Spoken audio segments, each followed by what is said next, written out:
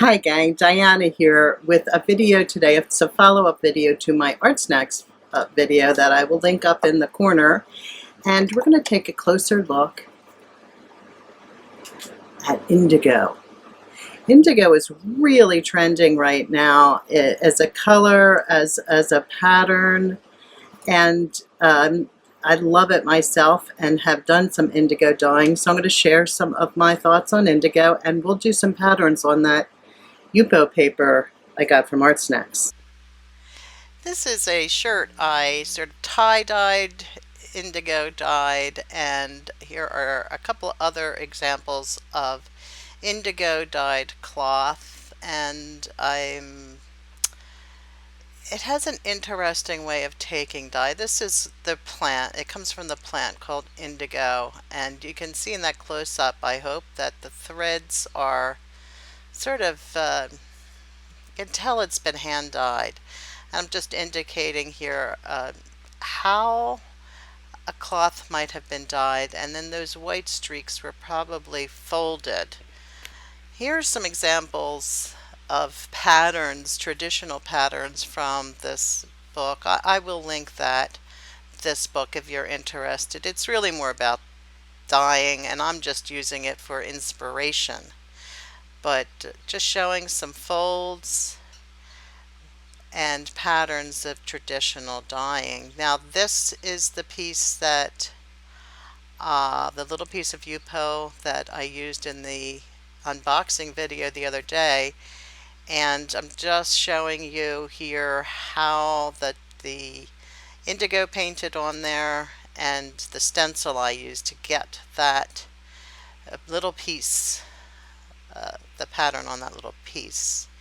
And here I'm showing you the stencil. I'm going to be one of the stencils.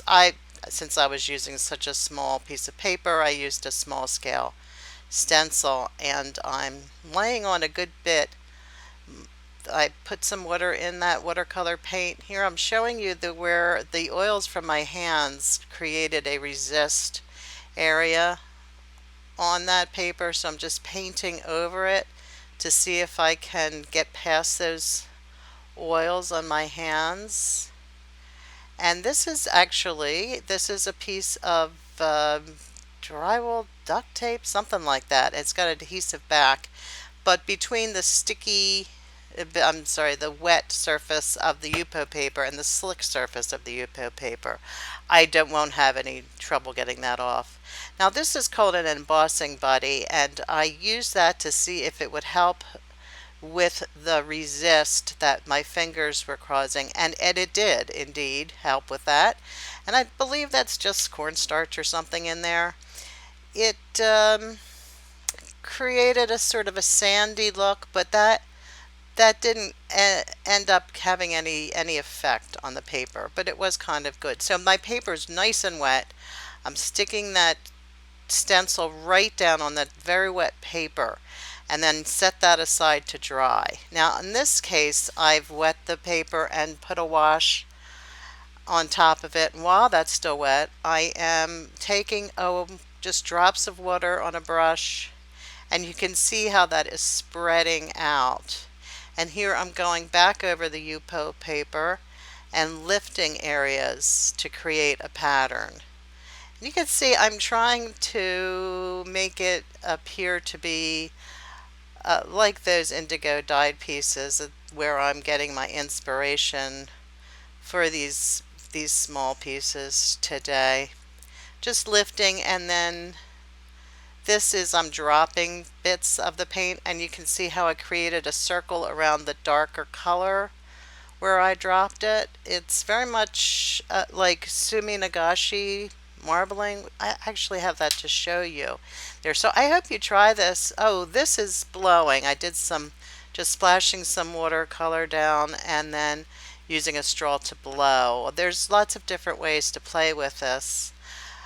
Just making a little drawing here, and listen, I hope you enjoyed this. You can certainly use any stencils and any kind of watercolors you have using these techniques. So give me a thumbs up if you enjoyed this video, And here's examples of, I went through all those little pieces of paper in the Yupo paper and got some great little samples here.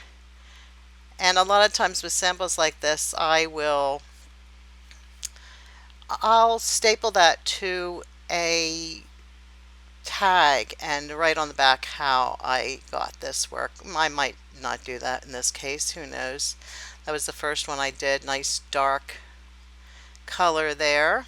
And I've recently, just after I did this video, I used two colors and that turned out really neat too. I'll be sharing over on my blog, and I think I shared on my social media. Just some more, here is just some more stencils and examples. I really love this, the way this looks. So if you like this, don't forget to give me a thumbs up, subscribe to my channel, and hop on over to my blog for more images. Thanks so much for stopping by today. Bye.